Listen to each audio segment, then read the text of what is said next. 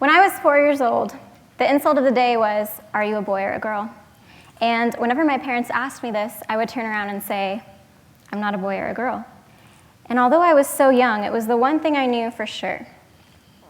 And as I got older, I realized that we have this gender binary, this false idea that there are only two genders, male and female. And it's ingrained within us, through the media, through parenting, through the language we use every day.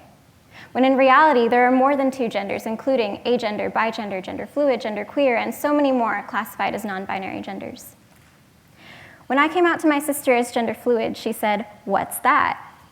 And this, to me, highlighted the educational imbalance we have, because my sister is 10 years older than me, and she's incredibly intelligent, but she didn't know the word for my gender. Why is it that even the most intelligent people in our society may very well know nothing about gender identities and still be considered intelligent? Why is it that the average student in grade school knows more about the planets in our solar system than they do about gender identities which exist in every individual that they meet? We weren't given a list of terms and definitions in school, so we don't always have the words to accurately describe gender. But not having words is exactly what perpetuates ignorance and discrimination. Not having words erases us. See, growing up, I didn't have the words to describe gender dysphoria. And that struggle, along with the intersection of being a part of other minorities, led me to feel fundamentally incorrect and turn to self-harm and attempt suicide, just like so many other transgender and non-binary individuals have. The suicide rate among the trans community is 41%. 41%. That could be someone you know. That could be someone you could have known. That could have been me. And what does that say about us as a society? We are literally allowing brilliant minds to die because the majority is too uncomfortable to acknowledge identities which have existed since the beginning of humanity. But let me ask you something.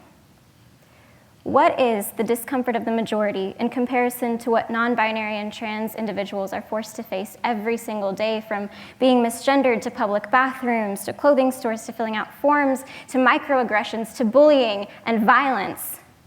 What is the discomfort of the majority in comparison to that? When I was in grade school, they used to ask me, "Are you black or white?" And I didn't know how to respond. I'm obviously neither. And we understand that there are more ethnicities than just Caucasian and African American. But in the days before emancipation, the binary of black and white was so strong that we would have separate water fountains for white people and colored people. And then we got rid of that system because we realized how ridiculous it was. Why can't we do the same for gender? Why do we still feel the need to attach gender to random items, from eyeglasses to sunscreen to sleeping bags? Why is this not recognized as segregation? We know that separate but equal never worked too well for anyone. Our society claims to be so close to achieving gender equality, but why do parents still dress their boys in blue and their girls in pink? To box us into stereotypes and limit our freedoms?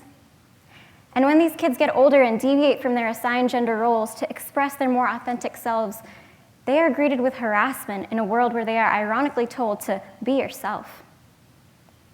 We live in a world where girls are called dykes for having short hair and boys are called fags for wearing makeup because gender nonconformance is not normalized in our society. And this is largely because there is no representation for non-binary individuals. Think about it. Have you ever seen a non-binary character in a TV show? Have you ever seen a non-binary individual take political office? Society is allowing for the illusion that we don't exist. But as we begin to recognize more gender identities, we move towards the day where gender equality will no longer be a battle between men and women, but it will be the recognition of all identities and seeing people for what they are, people. So it is about time for us as a society to change, because it is within our power to make the world safer. So let's be more mindful of our language. Let's never again say ladies and gentlemen. Let's never say he or she, boys and girls. Let's use gender-neutral pronouns more often. Let's educate our friends and family on the falsehood of the gender binary. And let's stop casting this issue aside as if it doesn't affect us, because gender stereotypes affect everyone, even those who do conform, because they hold you to standards that you deserve to be liberated from. And lastly, let's treat the respect and recognition of non-binary and trans identities not as some sort of challenge or accomplishment, but as a requirement. And in this way, we will be able to save the lives that should never have been endangered in the first place. Thank you.